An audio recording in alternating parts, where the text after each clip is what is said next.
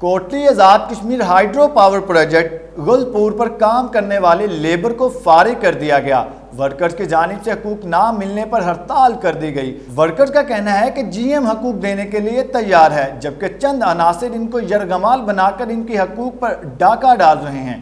Workers نے major Naqvi کے خلاف شدید نعرے بازی بھی کی۔ Kotli Azad Kashmir hydro power project Gulpur پر کام کرنے والے ورکرز کو کام ختم ہونے پر نکال دیا گیا، جس پر کام کرنے والے ورکرز نے متعلقہ کمپنی کے خلاف حقوق نہ ملنے پر پروجیکٹ کے اندر ہڑتال شروع کر دی ہے۔ پروجیکٹ کے اندر کام کرنے والے ورکرز کا کہنا ہے کہ ہمیں عرصہ 4 سے 5 سال گزر گیا ہے اس پروجیکٹ کے اندر کام کرتے ہوئے، ہم گھر جانے کو تیار ہیں پر ہمیں ہمارے حقوق دیے جائیں۔ متاثرین کا کہنا ہے کہ جی ایم ہمیں ہمارے حقوق دینے کو تیار ہے، مگر چند عناصر اس کو یرغمال بنا کر ہمارے حقوق پر ڈاکہ ڈال رکھے ہیں۔ ورکرز نے میجر نقوی کے خلاف نعرہ بازی بھی کی۔